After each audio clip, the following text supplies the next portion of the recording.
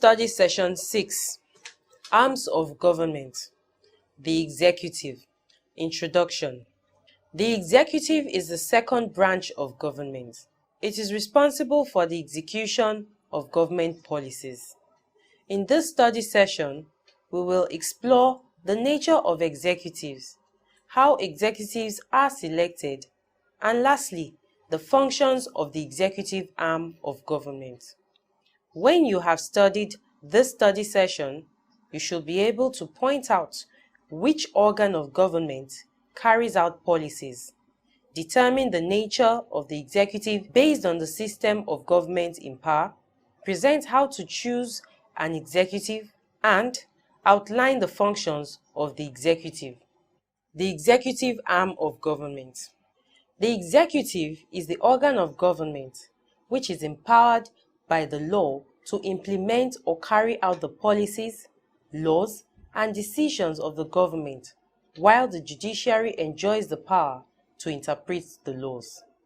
According to Kapoor in 1950, page 575, the term executive is used to designate all those offices of government whose business is to execute or put into effect the laws. It is the pivot around which the actual administration of the state revolves and includes all officials engaged in administration. The executive can also be defined as follows: the branch of government responsible for the day-to-day management of the state, the branch of government responsible for enforcing the law.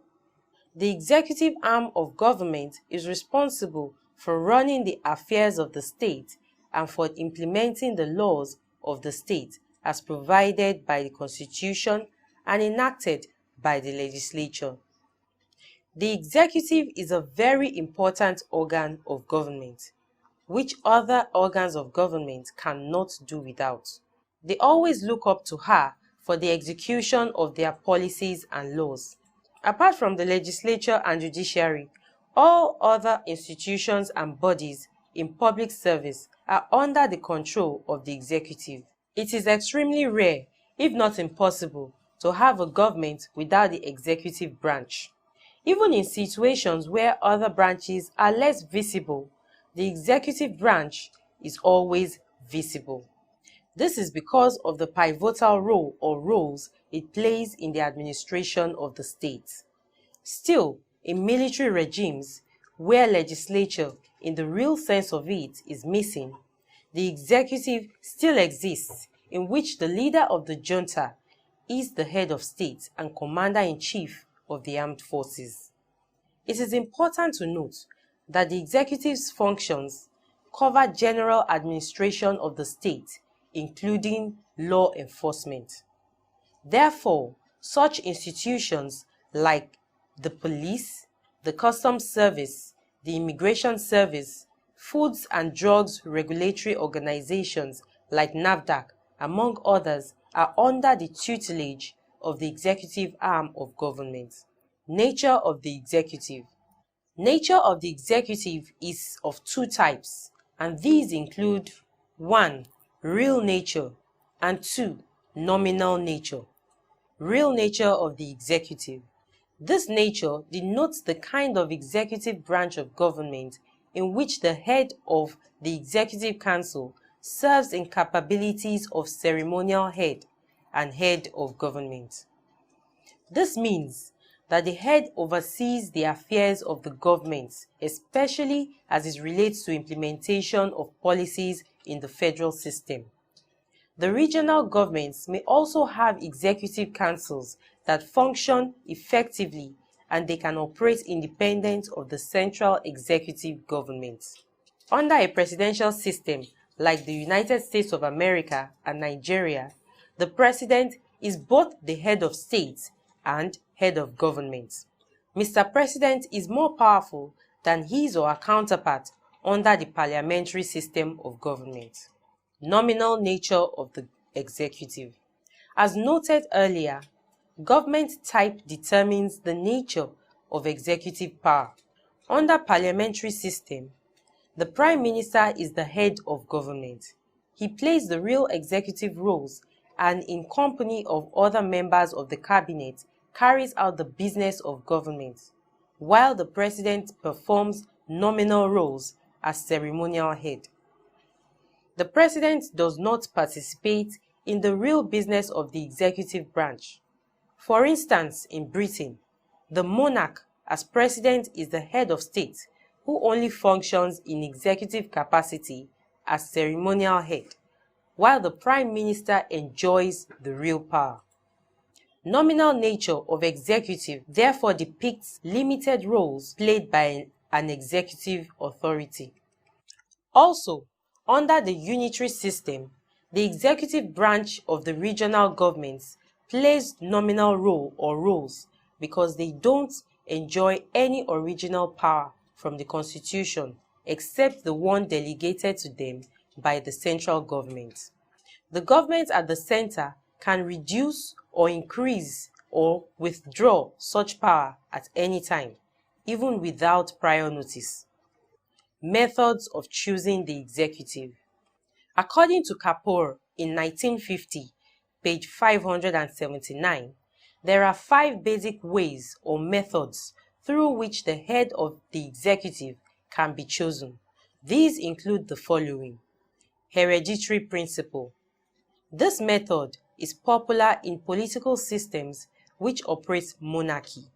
Here, the tenure of office is for life, and a new occupier of the office emerges only when the old occupant is dead or deposed.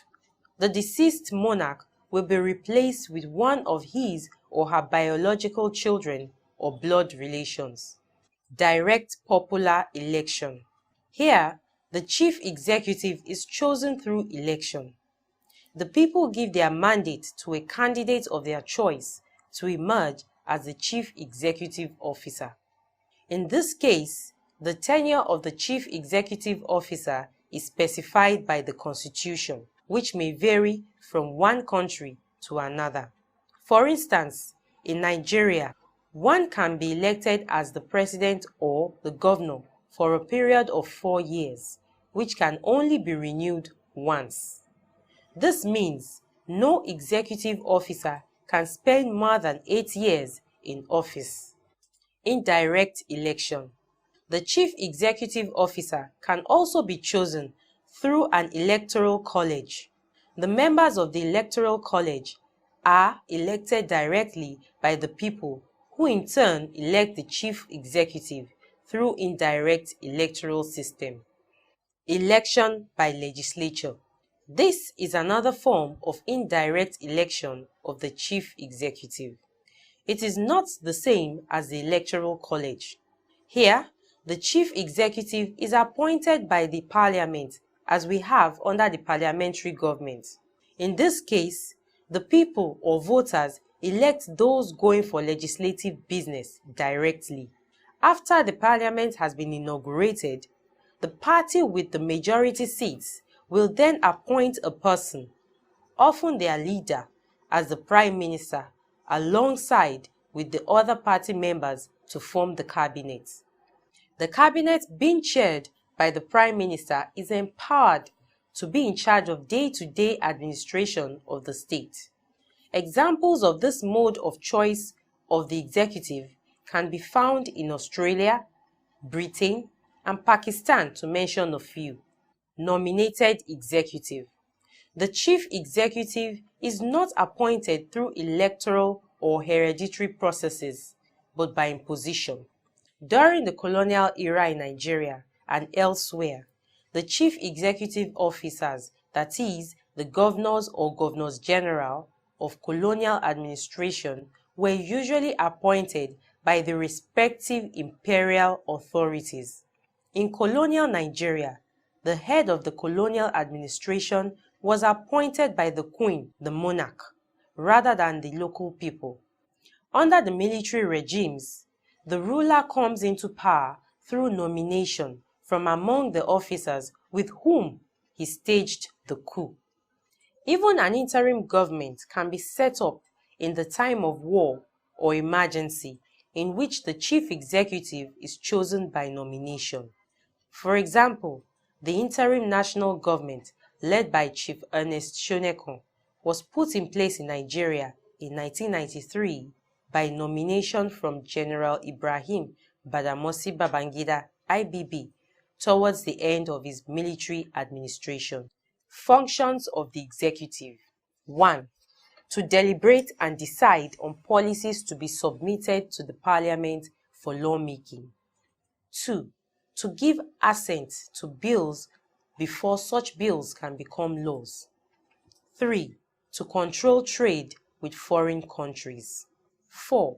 To maintain and enforce laws made by the Parliament. 5. To enforce the decision or decisions of the court or courts. 6. To act in preventing political strife. 7. To implement defense policies, particularly as it relates the country against internal and external aggressions. 8. To carry out on behalf of the government various developmental projects and policies aimed at promoting improved quality of life among the masses. 9. To execute policies and promote peaceful coexistence of various ethnic groups in the state. 10. To protect and advance the interests of the state. 11. To perform certain judicial functions like the right of pardon or clemency. 12. To provide basic needs of the people.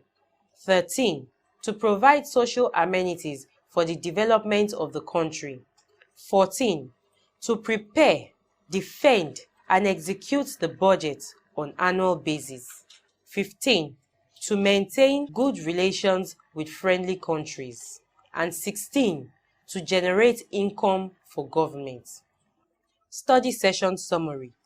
In this study session, you learned which organ of government carries out policies. We discussed the nature of executive, presented how to choose an executive, and outlined the functions of the executive. End of study session 6. Thanks for listening.